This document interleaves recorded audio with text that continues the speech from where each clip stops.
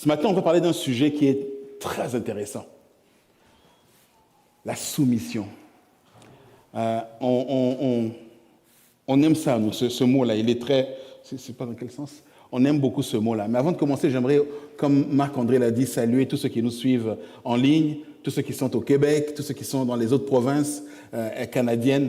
Je salue tous ceux qui nous suivent depuis la France, ceux qui nous suivent depuis l'Afrique, spécialement du Congo en particulier. Donc, bonjour à tous de la part de notre assemblée ici à Oasis. La soumission. Il y a quelque temps déjà, j'ai enseigné sur pas ce passage-là, mais sur exactement le même sujet, pour ceux qui s'en souviennent. C'était serviteurs, soyez soumis à vos maîtres, selon le Seigneur. Ça, c'était Paul qui le disait. Aujourd'hui, on va reparler de soumission, parce qu'on aime ça. C'est un sujet qui nous passionne énormément. Et on aime mettre ça en pratique. Ah, il faut d'abord allumer. C'est pas soumis. C'est pas soumis. Hop, hop, hop.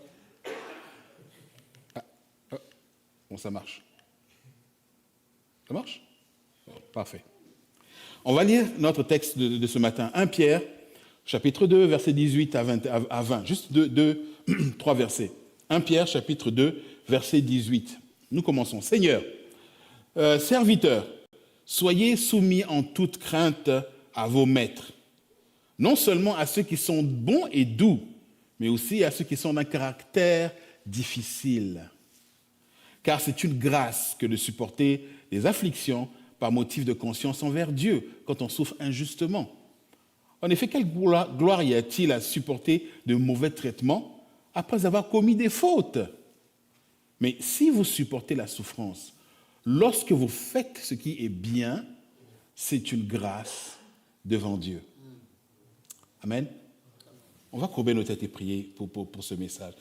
Seigneur éternel, nous voulons ce matin d'abord te remercier pour ta présence au milieu de nous, pour te remercier pour ta présence en nous, pour te remercier encore une fois, Seigneur, d'avoir envoyé ton Fils mourir sur une croix, afin que, Seigneur, gratuitement nous soyons justifiés, Seigneur, devant toi. Et comme nous l'avons chanté, il a déchiré le voile, il a ouvert un chemin. Et désormais, ce n'est plus l'inconnu, Seigneur, que nous contemplons, c'est toi que nous contemplons au-delà du voile, que nous mourions ou que nous te rejoignions, Seigneur, dans les cieux, à l'enlèvement. Que toute la gloire soit pour toi. Ce matin, ouvre-nous l'intelligence, afin que nous sachions, Père, dans ta parole, discerner quelle est ta volonté, ce qui est bon et ce qui est agréable et ce qui est parfait. Regarde, Seigneur, en nous ce qui est conforme au monde et enlève-le ce matin. Retire-le de notre vie ce matin. Tu sais, Seigneur, nos besoins à chacun de nous, que chacun, Seigneur, que celui qui prend beaucoup ait assez, et celui qui prend peu ait de quoi, et ce qui lui suffit pour son pain quotidien. Seigneur, nous t'invitons au milieu de nous, manifeste ta puissance, manifeste ta présence, non seulement ici, mais aussi, Seigneur, au travers du temps, à ceux qui vont nous écouter ailleurs dans le monde. En Jésus, Père, nous te prions. Amen. La soumission, donc. Sujet passionnant, on revient dessus. Le Larousse, le dictionnaire Larousse définit la soumission comme cesser de résister à quelqu'un, accepter son autorité, sa domination, sa suprématie. C'est ça la soumission. Mais il y a une autre définition, c'est consentir à se conformer à quelque chose, à s'y plier ou à en subir les effets. Ils ont été soumis à la Grande Dépression, ou ils ont été soumis à un mauvais traitement, par exemple. Et quand on regarde ça, et on regarde la définition de la soumission, même dans le Larousse, il n'y a rien de très positif là-dedans. Là. Rien de très positif. Et aujourd'hui, pour nous, ce verbe, se soumettre, la soumission, a un parfum de défaite, d'échec, de quelque chose ou de renoncement face à une situation ou face à quelqu'un. Ça, c'est le parfum que, quand nous, aujourd'hui, on parle de soumission, c'est ça qu'on sent. On se soumet après avoir lutté. Voilà la définition, non? On cesse de résister. La résistance, c'est positif, ça. Un résistant, je résiste. Se soumettre l'est un peu moins. dans les arts martiaux ou dans la lutte gréco-romaine ou dans le judo, on parle de prise de soumission. Qui a fait du judo ou des arts martiaux ici? Quelqu'un? Vous avez fait des prises de soumission? Et qu'est-ce qu'on, quand on fait une prise à quelqu'un, on lui fait une clé, au judo par exemple, ou en lutte. Quand est-ce qu'on lâche? Ok. Soit il nous tape sur le bras ou par terre. Au judo, souvent, il tapait sur le tatami pour dire je me rends, je me soumets. Il y a un vainqueur et il y a un vaincu. Et donc, une fois qu'on tape sur le tatami, on abandonne le combat. Ça fait parce que ça fait trop mal. La soumission n'a pas bon goût. Pour nous aujourd'hui, ça n'a pas un très bon goût. Un des grands partis de la gauche en France s'appelle la France insoumise, ou pour ceux qui connaissent LFI, la France insoumise. Et les militants de ce parti se nomment les insoumis.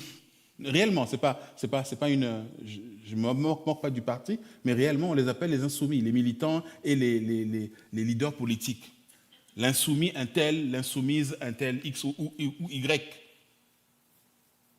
Et je vais faire juste une toute petite digression, mais le 11e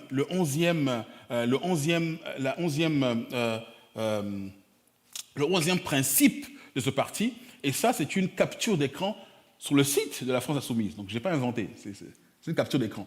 Le 11e principe de ce parti dit que la France Insoumise est un mouvement qui se prépare à gouverner.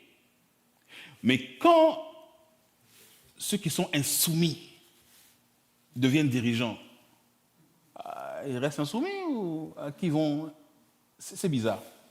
Juste dans le nom du parti, ça signifie que vous n'avez pas envie de gouverner, sérieusement. Mais en tout cas, pour eux, être insoumis, c'est quelque chose de profondément positif. Il n'y a rien de négatif là-dedans. D'ailleurs, lorsque un groupe se nomme un quelque chose, ça dit tout. Ça dit que le quelque chose auquel on a rajouté un, pour eux, est méprisable. C'est pas désirable. Par exemple, au Cameroun, l'équipe nationale du Cameroun s'appelle les... Quelqu'un peut me dire? Les Lions indomptables. Se faire dompter, c'est pas intéressant. Surtout quand on a un lion. Les lions indomptables. Et pendant la Prohibition, aux États-Unis, il y avait un groupe qu'on appelait les Incorruptibles. En anglais, les Untouchables. Les Incorruptibles étaient un groupe de fonctionnaires du ministère du Trésor américain, qui avaient été mis en place pendant la Prohibition. Donc eux, vous ne pouviez pas les corrompre. Ils étaient menés par ce monsieur Elliot Ness.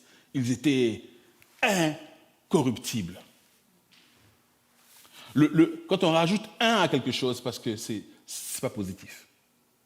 Les insoumis, c'est parce que la soumission, elle n'est pas désirable. Imaginez, vous êtes une femme, imaginez la tête de vos collègues à la pause, quand vous leur dites que moi je suis soumise à mon mari. Imaginez un peu leur tête. La soumission. J'ai déjà parlé dans le passé de la soumission. Paul qui faisait cette exhortation aux Colossiens, aux Éphésiens. Aujourd'hui, c'est Pierre qui revient et qui leur fait cette exhortation-là. On va creuser un peu ce matin dans ce qu'il leur dit et surtout en quoi ça nous concerne. 1 Pierre, le verset 2, verset 18, serviteurs, soyez soumis en toute crainte à vos maîtres, non seulement à ceux qui sont bons et doux, mais aussi à ceux qui sont d'un caractère difficile. Une première remarque ici dans ce qu'il dit, c'est que la soumission au maître, on va garder le mot maître pour l'instant, mais la soumission au maître découle du principe que l'apôtre donne un peu plus haut. Pour bien comprendre, il faut juste remonter un tout petit peu plus haut que ce qu'on lit aujourd'hui. Au verset 13, voici ce que Pierre dit. Il dit « Soyez soumis à cause du Seigneur, à toute autorité établie par les hommes, soit au roi comme souverain, soit au gouverneur comme envoyé par lui pour punir les malfaiteurs et approuver les gens de bien. » Le principe de notre obéissance est à cause du Seigneur et rien d'autre. On se soumet à l'autorité à cause du Seigneur. Et il le dit, Pierre, lui, il le dit ensuite par motif de conscience. La raison de notre soumission n'est ni dans le caractère de ceux que nous servons, ni dans les conditions ou les circonstances qui entourent notre travail. La raison est en Dieu et en Dieu seul. Dans certains pays aujourd'hui, ceux qui sont à la tête de l'État, je vais utiliser un euphémisme, je vais adoucir ceux qui sont à la tête de certains États n'ont pas été vraiment choisis par les habitants. Je vais adoucir un peu, mais on se comprend. Ils n'ont pas vraiment été choisis. Certains sont venus, ont été choisis par une élection, et puis arrivés à l'élection, ils se sont dit « Oh, mais ce siège-là, il est confortable. Je resterai bien 5 ans de plus. Et by the way, je vais changer la Constitution. Et puis la changer pour dire que désormais, je peux rester. » Et puis dans certains pays, ils ont même changé la Constitution pour dire « Tu sais quoi, je peux rester à vie. » Puis on change. Dans ces cas-là, souvent, on est révolté, nous. En tant que chrétiens, on peut être révolté. Mais malgré tout, c'est une autorité. Et nous devons nous soumettre à l'autorité. Ça ne dépend ni des circonstances, ni des conditions dans lesquelles la personne a été mise là. Si elle a été mise là et elle exerce cette autorité-là, nous y soumettons. Pierre, ici, il ne dit pas toute autorité établie souveraine, établie démocratiquement. Ce n'est pas écrit dans le texte. Il ne dit pas toute autorité qui a été établie après un vote. Il dit simplement toute autorité qui a été établie par les hommes. Et des fois, les hommes établissent l'autorité de la manière forte, par des coups d'État, par exemple. Moi, j'ai grandi dans 2 pays qui ont longtemps été gouvernés par... il y a un mot pour ça, on appelle ça une démocrature. Démocratie, dictature. On met ensemble. Et pourtant, même là, le Seigneur nous demande de nous soumettre.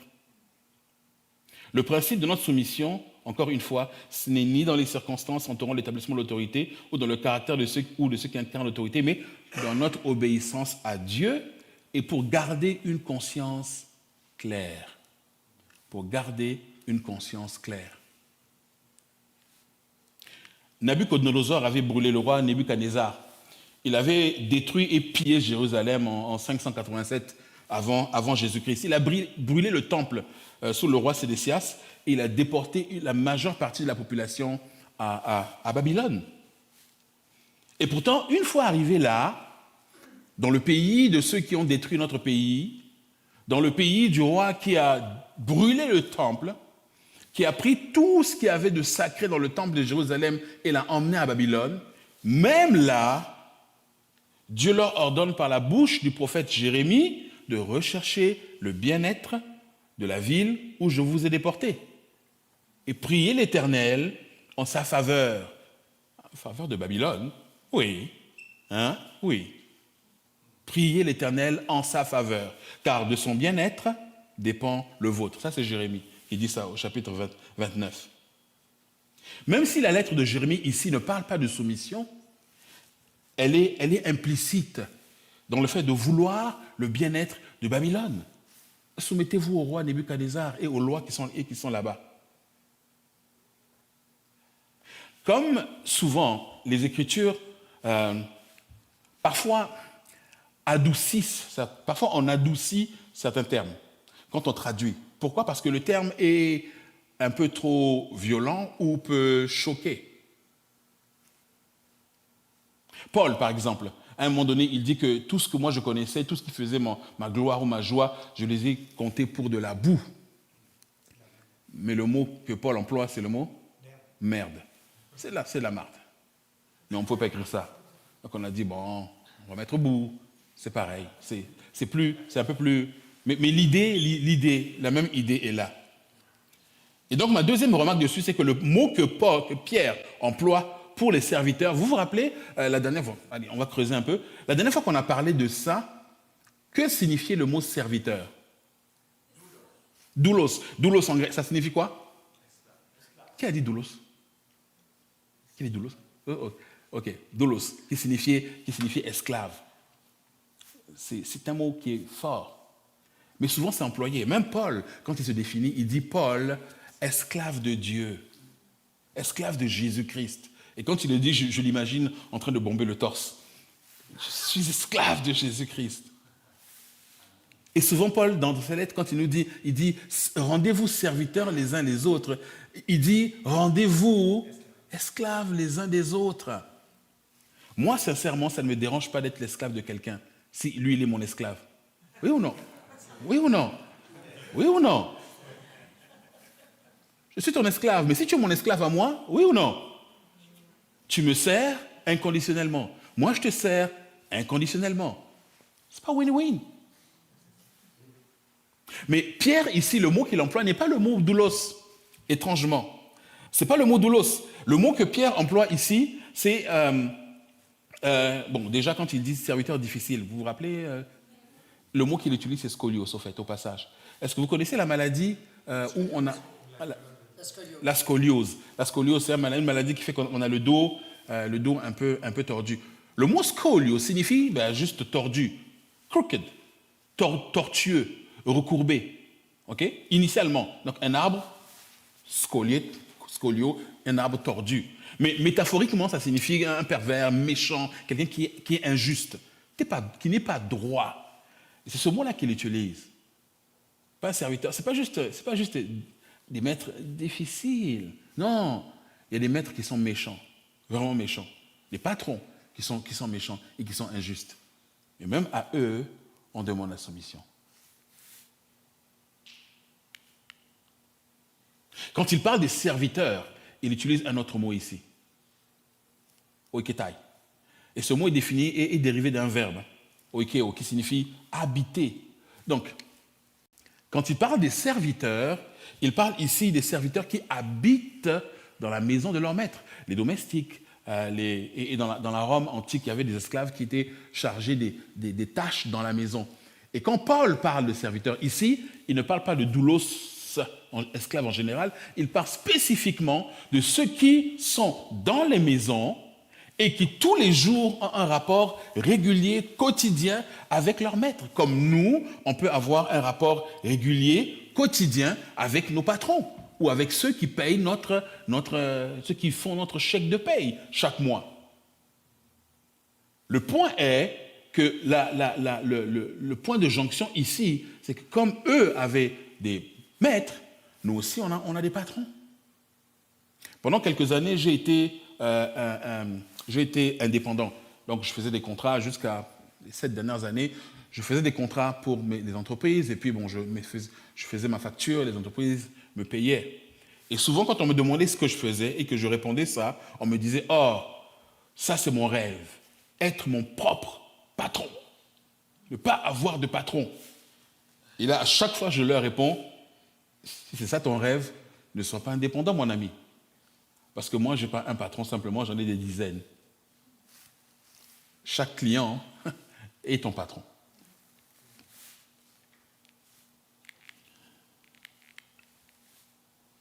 Verset 19, il dit, car c'est une grâce que de supporter les afflictions par motif de conscience envers Dieu, quand on souffre injustement. Et il dit, mais en effet, quelle gloire y a-t-il à supporter de mauvais traitements après avoir commis une faute? Si tu as volé et qu'on te frappe, tu ne vas pas prier Dieu et puis dire qu'on te maltraite. On me discrimine ou on me persécute. Mais si vous supportez la souffrance alors que vous faites ce qui est bien, c'est une grâce devant Dieu. Si être soumis nous fait paraître faibles et insignifiants aux yeux du monde, parce que c'est ça la soumission, l'image de la soumission que nous avons. En réalité, c'est le signe que la grâce de Dieu est à l'œuvre dans notre vie. C'est le signe que la grâce de Dieu est à l'œuvre dans notre vie. L'apôtre reconnaît que nous pouvons souffrir et subir de mauvais traitements ou des afflictions, comme il dit. Mais il nous dit que c'est une grâce de Dieu, une grâce devant Dieu, lorsque cela arrive sans que nous ayons commis une faute, que de supporter patiemment. C'est le signe visible de la grâce de Dieu à l'œuvre dans notre vie. Un jour, je travaillais pour une banque et on a eu une réunion. J'étais chargé de ce qu'on appelle les tests d'utilisateurs. C'est-à-dire qu'une fois que le produit est fait, une fois que les modifications sont faites, il faut vérifier que tout est bon. Et comme souvent les logiciels bancaires ou les systèmes bancaires sont assez complexes, ça prend des mois et des mois pour vérifier tous les systèmes. Et donc j'étais en charge de mettre en place la stratégie de test, la stratégie de vérification. Mais vous arrivez dans quelque part où il y a plein de systèmes partout, une dizaine, une vingtaine de systèmes. Chaque système fonctionne différemment. Et on vous dit, faites une stratégie globale de tous ces systèmes-là. Mais vous ne connaissez aucun. Qu'est-ce que vous faites? Vous allez interroger ceux qui savent, ceux qui les utilisent, ceux qui les maintiennent, pour voir, mon ami, ce système-là, comment ça marche? Qu'est-ce qu'il te faut? Qu'est-ce qu'il faut que je teste? Il faut que tu testes A, B, C. OK, on documente. Et toi? Il faut que tu testes 1, 2, 3. On documente. Et toi? Il faut que tu testes ceci. On documente. À la fin, on a un bon gros document qui dit tout ce qu'il y a à tester, comment le tester, comment accepter que les tests sont valides, comment stocker les tests, comment répondre à un audit, etc., etc., etc. Et arrivent maintenant les rencontres de projet. Et dans les rencontres de projet, il faut suivre et puis dire, maintenant, on en est où dans les tests? Toi, tu devais tester 1, 2, 3, et ça en est où? Et là, comme souvent ça arrive dans les projets, on était dans la phase de ce que j'appelle finger pointing. C'est lui, c'est lui, c'est lui, c'est pas moi. Et là, dans la réunion, ces mêmes personnes ont maintenant, pendant la réunion avec tout le monde, m'ont dit que j'ai mal compris, que je n'ai pas compris le système. Moi, je n'ai jamais dit ABC. Je t'ai dit X, Y, Z. Et l'autre qui dit non, moi, je n'ai jamais dit ça. J'ai dit 5, 6, 7. Tu n'as rien compris. Et là, vous êtes dans une réunion où vous êtes une dizaine, une quinzaine, une vingtaine de personnes. Et là, tu passes pour un idiot devant tout ce monde-là. Je suis resté calme. Je dis, my bad. OK. Bon, j'ai mal compris certainement. Mais finalement, ce n'est pas A, B, C, c'est quoi? Il me dit c'est Z, Y, Y, Y. OK. Mais là, tout le monde entend. Je prends Z, Y, Y, Y. J'ai dit, mais quand est-ce que ça sera prêt? Oh, à tel moment. Et en note, on le met dans le compte rendu. Là, maintenant, la personne s'est commise devant tout le monde. À la fin de la réunion, de la rencontre, 2 collègues m'ont appelé par Teams. On était en télétravail. Ils m'ont appelé par Teams pour me féliciter de mon calme. Et me dire, mais moi, j'aurais... Mais ça ne me donne rien. Et puis, je ne le prends pas pour moi. Ce n'est pas personnel. Il faut juste rester calme dans ces circonstances-là. Mais ils ont été étonnés de ce que... Et la deuxième personne m'a appelé aussi pour me féliciter de ce que, vraiment, tu as gardé ton calme dans cette situation-là. J'étais sur le point d'exploser. Mais là, j'ai vu que quand tu as parlé, là, ça a calmé la situation. C'est une grâce de supporter les afflictions par motif de conscience envers Dieu. On ne les insulte pas, on ne les menace pas. On supporte parce qu'un jour, nous devons rendre compte de celui qui a créé toutes choses. On devra rendre compte de toutes ces choses-là. Et nous, on le sait. À cause de ça, par motif de conscience, nous devons nous soumettre là où nous sommes, à ceux qui sont au-dessus de nous. Mais j'allais faire un beau schéma. J'ai pensé après, j'ai dit c'est dommage, j'aurais dû faire un beau schéma. Nous devons nous soumettre à nos chefs, à nos patrons, à ceux qui sont au-dessus de nous. Pourquoi? Parce que on le fait pour Dieu, par motif de conscience. Ça, c'est le principe qui est au-dessus. Mais il y a un principe qui est encore plus haut. Et pour ça, il faut remonter un tout petit peu encore au verset 11. Je suis désolé de vous faire remonter, mais il faut qu'on comprenne bien les choses. Au verset 11. Et au verset 11 où l'apôtre nous dit que nous sommes des étrangers et des voyageurs sur terre. Il nous considère comme des étrangers et des voyageurs sur terre. Nous ne sommes pas chez nous sur cette terre. Quelle que soit notre nationalité, Nous ne sommes pas chez nous sur cette terre, quelle que soit notre nationalité.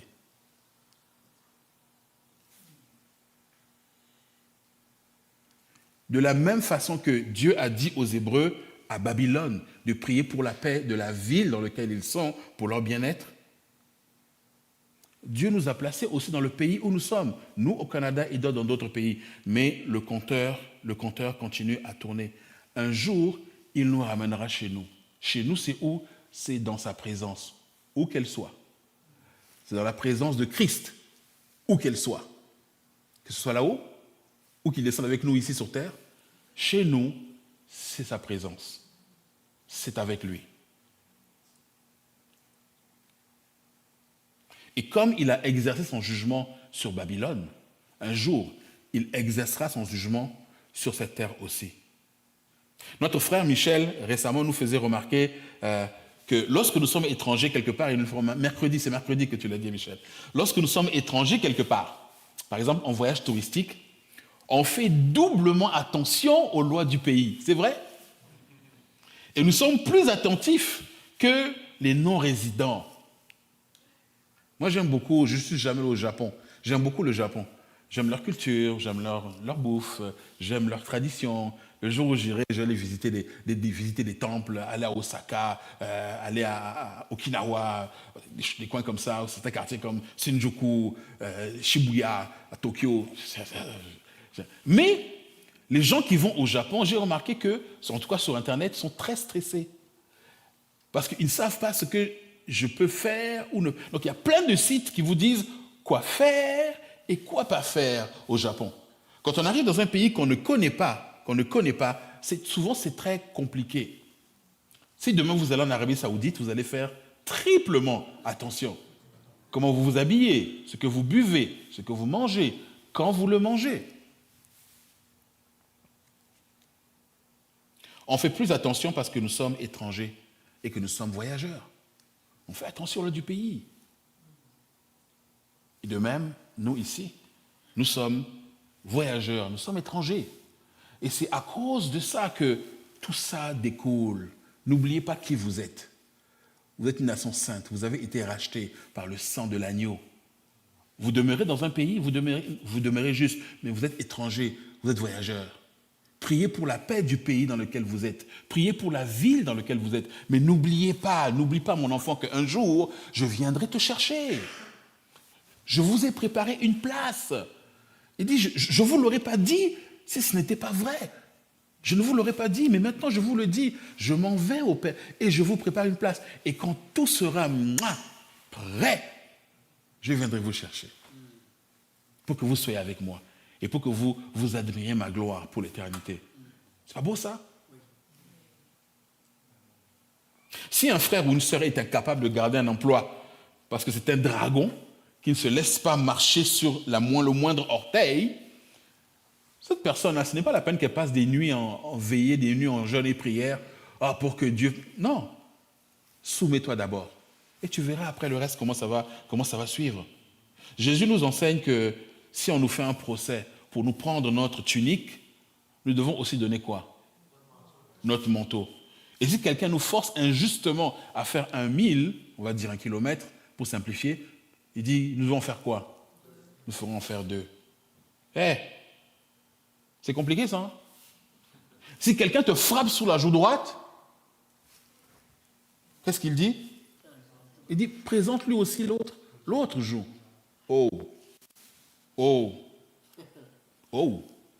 Supporte les injustices qui te sont faites. Dans ce monde-ci, quand tu fais ça, tu parais faible, tu parais minable. On va te marcher dessus, t'écraser. Oui, ça va arriver. Parce que ce monde est comme ça. Ce monde est déchu, ce monde est méchant. Mais tu sais une chose, on n'est pas chez nous. Tu n'es pas chez toi. Et c'est normal que ce monde agisse comme ça. Tu n'es pas chez toi, sur cette terre. Un jour, mon père m'a demandé, on parlait de pays. Moi, mon père était du Niger. Il est décédé maintenant. Il était du Niger. Ma situation est particulière parce que j'ai 4 citoyennetés. Légal. Il n'y a pas de... J'ai 4 citoyennetés. Oui. Mon père est du Niger, il est du Niger, donc je suis nigérien, j'ai un passeport nigérien. Ma mère est du Congo, j'ai un passeport congolais. Mais je suis né en France, je suis français. Et puis, canadien. Ça en fait beaucoup dans le tiroir. Et un jour, mon père m'a demandé, on parlait de politique. Et il m'a dit, on parlait du Niger. Niger. Et il m'a dit, mais il a été scandalisé par ma réponse. Il m'a demandé, mais tu n'es pas patriote? Et je lui ai répondu, de quel pays? Ça a arrêté la discussion là. Des fois, la notion de nation, la notion de terre, c'est quand même compliqué.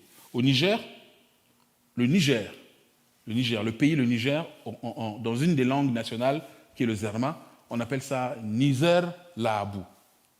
Littéralement, ça signifie la terre du Niger, ou le sable aussi, c'est la terre du Niger. Et je me suis toujours demandé, si je suis prêt à mourir pour une terre, des fois quand je voyageais en Afrique en bus, à la frontière, il y avait toujours des militaires qui attendaient qu'on devait descendre pour faire les papiers et ensuite remonter dans le bus pour traverser la frontière. Et des fois, je regardais toujours la terre quand je passais. Quand je passais entre le Niger et le Burkina Faso, je regardais le sol. Et je regardais, est-ce qu'il y a une différence entre le sol du Niger et le sol du Burkina? Aucune, c'est la même terre, c'est le même sable. Tu ne peux pas dire que ce grain de sable-là, c'est le Niger, ce grain de sable-là, c'est le Burkina Faso. C'est totalement ridicule. Et pourtant, des gens sont prêts à tuer pour ça. Pour dire, tu as mis le pied là, et puis bang, je te tire dessus. C'est totalement stupide. Nous ne sommes pas chez nous. La réalité, elle est simple. Et se soumettre quand une injustice est faite, c'est vraiment compliqué pour nous. C'est compliqué. Il y a un auteur chinois, un frère qui est mort, il est mort il y a plusieurs années dans les prisons chinoises, qui s'appelait Watchman Nee. Il est né à Fushu. Je ne sais pas si certains de vous connaissent Watchman Nee. Et Watchman Nee parlait d'un frère qui un jour avait lu ça, avait lu ce que Jésus disait. Si on te frappe sur la joue gauche, donne la joue droite. Si on te force à faire 1000, fais-en 2. Si on te fait un procès pour ta tunique, regarde, donne. Il dit, ne refuse pas celui qui te demande. Ne cherche pas des raisons et lui mentir en pleine face pour lui dire, oh non, tu sais, je n'ai pas, alors que tu as. Si tu as de quoi l'aider, aide-le. Ne te détourne pas de celui qui te demande. C'est compliqué. Mais ce frère-là était tellement imprégné de ça qu'un jour, des cambrioleurs sont rentrés dans sa maison. En Chine, là-bas.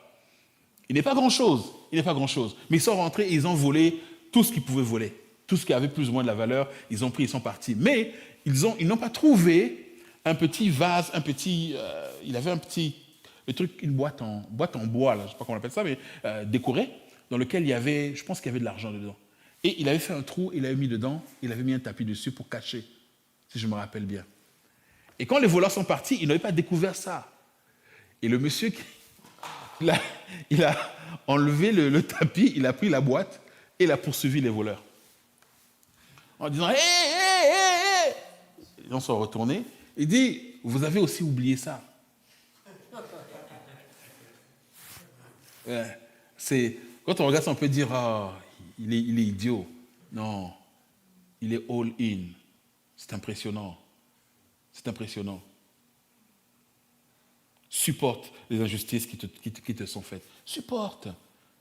Surtout si c'est injuste, justement.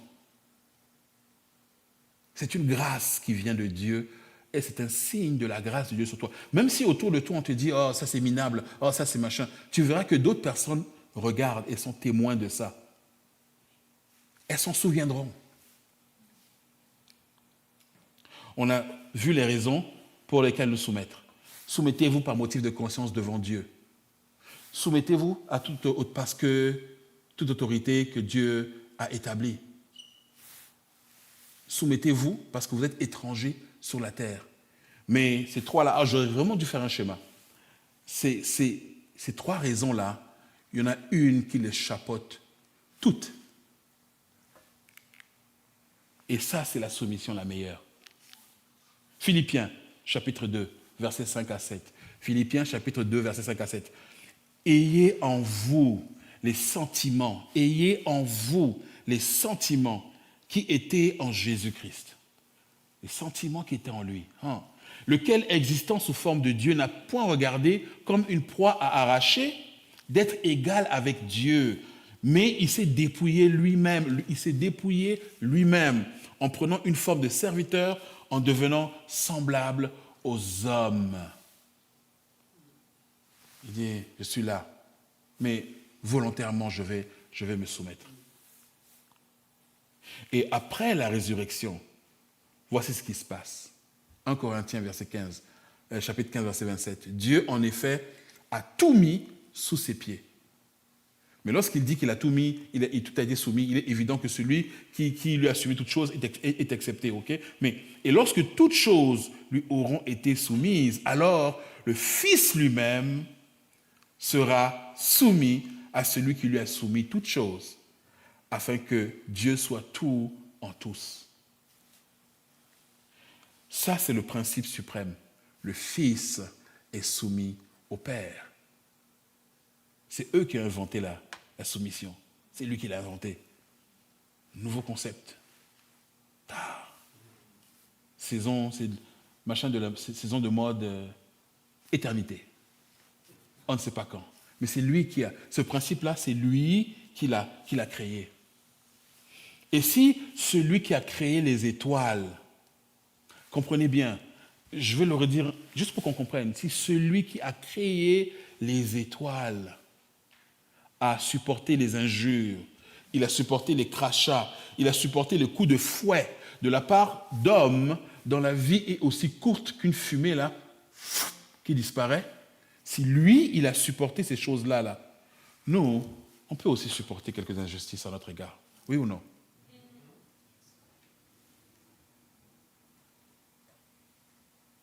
Moi, il y a une chose que j'aime beaucoup quand tu as un contrôle de police, il y a une phrase que j'aime toujours dire. Dès que je baisse la vitre, la personne arrive, et bonjour monsieur, bonjour. Première phrase que je lui dis, est-ce que vous savez qui je suis?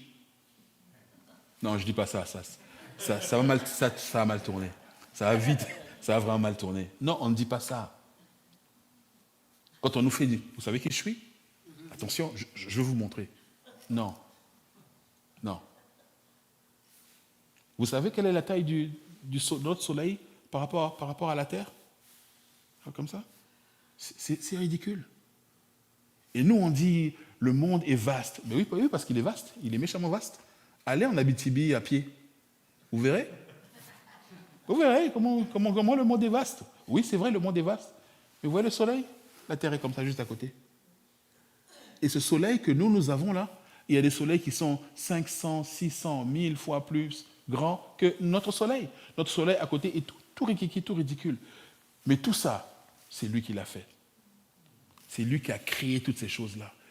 Et vous vous imaginez gifler cette personne-là, lui cracher dessus. Imaginez, lui cracher dessus. Sur la croix, notre Seigneur a dit, Père, pardonne-leur parce que quoi? Ils savent. S'ils savaient, est-ce qu'ils oseraient? Ce n'est pas une capacité naturelle, je vous le garantis, de supporter patiemment les injures, de supporter patiemment les injustices. J'ai travaillé très fort, et c'est mon collègue qui a la promotion. J'ai travaillé très fort, mais malgré tout, on va trouver des fautes juste pour éviter d'avoir à me donner une augmentation. Combien d'entre nous ont déjà vécu ça? Moi, je l'ai vécu, moi, au travail. J'ai travaillé très fort, mais on va venir trouver des critiques débiles, juste pour ne pas nous donner notre dû. Ça, c'est courant. Supporte. Et quand nous supportons ces choses-là, elles ne sont pas naturelles, c'est Dieu qui nous donne cette grâce-là. C'est une grâce de Dieu. On la demande simplement. Seigneur, je ne fais pas là. Là, je m'apprête à le boxer. Seigneur. Et il nous donne sa grâce. Et on supporte ces choses. Notre vieille nature, elle est fondamentalement contre la soumission. Fondamentalement contre. Elle déteste ça. Mais elle n'aime pas. Elle se révolte contre ça. Elle veut répliquer. Elle veut faire du bruit. Elle veut rameuter l'opinion publique.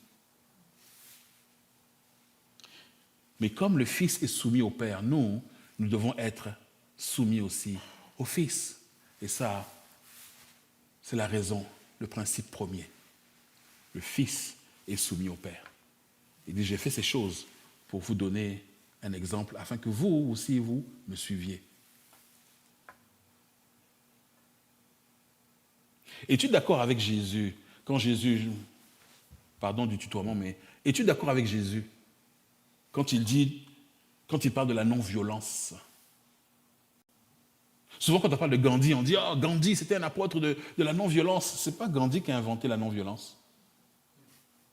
Ce n'est pas Gandhi qui est le premier à parler de la non-violence. C'est notre Seigneur. Mais est-ce que tu es d'accord avec ça?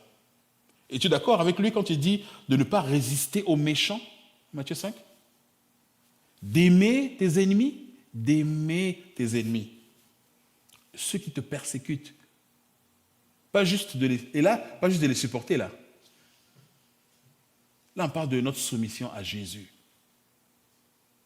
Est-ce que tu es d'accord quand il dit ça? Aime tes ennemis, aime ceux qui te persécutent. Tu vois ce voisin-là qui tend sa pelouse le samedi matin à 6 heures. Hein? Bah, le seul jour où tu peux juste fermer les yeux et rester au lit. Bah, hein? Ce voisin-là, aime-le. Tu vois cette voisine-là qui à chaque fois fait déféquer ton chien sur ton terrain, et puis elle regarde à gauche, elle regarde à droite, s'il n'y a personne, elle part sans ramasser? Qu'il a fait 1 fois, 2 fois, 3 fois? Aime-la. Ce patron-là qui à chaque fois ne manque pas une occasion pour mal te parler, ne manque pas une occasion pour baisser, pour ne pas te donner une augmentation, pour ne pas te... Aime-le. Lui? Oui. Aime-le. Es-tu d'accord avec lui quand il te dit d'aimer ceux qui volent tes biens? Ceux que parfois tu accueilles chez toi et t'ont volé? Ou alors ceux qui ne t'ont pas donné le dû qu'ils devaient te donner? Ou ceux qui ne veulent pas te rembourser les $1000 que tu leur as prêtés? Finalement, ils trouvent des raisons X ou Y de rentrer ici ou là et ils ne te remboursent pas? Aime-les. Est-ce que tu es d'accord avec ça? Tu es d'accord quand il nous demande de prier pour eux? Et de les aimer, pas seulement en action, pas seulement en parole. Pas seulement en parole. Seigneur, ok, c'est bon. Là, ça va, je les aime. Non. Non. Pas seulement en parole, mais en action concrète. Aime-les. Tu aimes tes enfants, non? Oui, tu les nourris, tu en prends soin, tu les habilles. C'est ça, les aimer. Oui ou non? Si on ne prend pas soin de nos enfants, on ne les habille pas, on ne les protège pas, on ne les éduque pas, est-ce qu'on peut dire qu'on les aime? Impossible. Aimer nos enfants, c'est ça, c'est en prendre soin. Car le verset que tout le monde connaît, entre tous, car Dieu a tant aimé le monde qu'il a donné son Fils. Est-ce que vous savez que car Dieu, ça peut se traduire par voici comment. D'ailleurs, la version latine, la Vulgate, dit voici comment Dieu a tant aimé le monde. Il a donné son Fils. C'est la démonstration de l'amour. Tu l'as compris? Ah oui. Bon, fais-le envers tes ennemis. Est-ce que tu es d'accord? Est-ce que tu es d'accord de passer pour quelqu'un qui est mou, pour quelqu'un qui n'est pas, qui ne frappe pas, qui ne réplique pas? Pas parce que tu n'as pas la force de le faire, mais pour l'amour du Seigneur. Parce que je suis soumis à lui, pour lui. Et lui nous récompensera un jour. C'est lui notre récompense. Amen. Es-tu d'accord de bénir sincèrement dans ton cœur ceux qui te maudissent en face, ceux qui parlent mal de toi, ceux qui te calomnient? Es-tu d'accord avec ça? Es-tu d'accord de le faire vraiment? C'est tout ça, être soumis au Fils. C'est tout ça, être soumis à Jésus-Christ. Et c'est là la soumission que lui, il nous demande. Ce que j'ai fait, faites-le maintenant, vous aussi. Ceux qui m'ont craché dessus, qui m'ont arraché la barbe, qui m'ont humilié, qui m'ont fouetté, qui m'ont mis sur une croix et qui m'ont cloué dessus, je leur ai pardonné. Si un jour, on t'attache, on te fouette, on te fait marcher dans une ville, on te met des couronnes d'épines sur la tête, on te crache dessus, on te met des claques dans tous les sens, La Bible t'humilie. Si un jour, à la fin, on te crucifie sur une croix, là, à ce moment-là, tu pourras dire, ah, là, Seigneur, là, c'est dur, là. Je ne peux plus pardonner. À ce moment-là, tu peux dire, mais une fois que tu n'as pas atteint ça, là, si tu n'as jamais été le créateur, le souverain de toutes choses, qui s'est fait homme, qui s'est humilié en devenant homme, qui malgré tout s'est totalement soumis à son Père et a subi ça, alors toi aussi tu peux pardonner. Oui ou non? Oui ou non? Ça, c'est la soumission au Seigneur. Et ce matin, on va juste prendre un petit 5 minutes. Pas longtemps, pas longtemps. On va juste baisser nos têtes et regarder un peu à l'intérieur de nous. Est-ce qu'on a du mal avec ça? Est-ce qu'on a du mal avec la soumission à notre Seigneur? Est-ce qu'on a du mal? Est-ce que des fois on lui dit, tu vas un peu trop loin. Seigneur Jésus, tu es un peu trop radical pour moi là. Là, moi, je descends. Là, c'est mon arrêt. Je descends là. Jusqu'où on est prêt à aller avec Jésus? Jusqu'où? Qu'est-ce qu'on est prêt à subir par amour pour lui?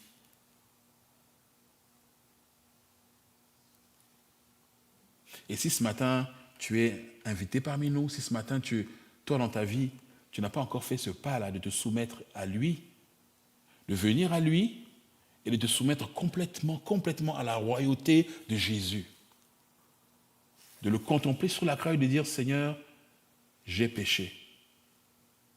Et je sais que ta condamnation est sur ma vie.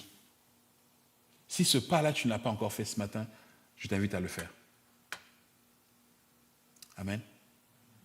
Courbons nos têtes. Seigneur, nous te remercions pour ta parole. Nous savons, Seigneur, que chacun de nous a mangé un différent repas. Parce que ton esprit est vie. Ton esprit, Seigneur, touche différemment. Ton esprit, Seigneur, exprime par diverses voies, Seigneur, ce que tu veux faire. Alors, tendre Père, ce matin, nous te remercions. Nous te remercions pour cette assemblée. Et nous prions ce matin que nos cœurs soient comme, Seigneur, ce petit garçon qui a prié tout à l'heure, ce petit enfant qui a prié tout à l'heure. Donne-nous, Seigneur, un cœur de chair. Un cœur, Seigneur, qui t'aime. Un cœur qui se soumet volontairement à ta volonté. Et ta volonté, nous l'avons vu. Tu l'as exprimé par ton Fils quand il marchait dans les rues d'Israël. Tendre Père, nous te prions pour cette assemblée. Donne-nous, en tant qu'assemblée, d'être soumise à ta parole, d'être soumise à ta volonté pleine et entière. Et nous, dans notre vie, Père, regarde ce qui nous bloque, regarde ce qui est dur, regarde en nous ce qui nous empêche, Seigneur, d'être complètement à tes genoux et de te donner tout, Seigneur, et de te donner tout, de nous donner complètement à toi. Ce matin, Seigneur, nous voulons saisir cette occasion pour, Père, nous offrir maintenant complètement, inconditionnellement, Seigneur, à toi. Que ta volonté, Père, soit faite. Dans le nom de Jésus. Seigneur, nous te prions. Amen.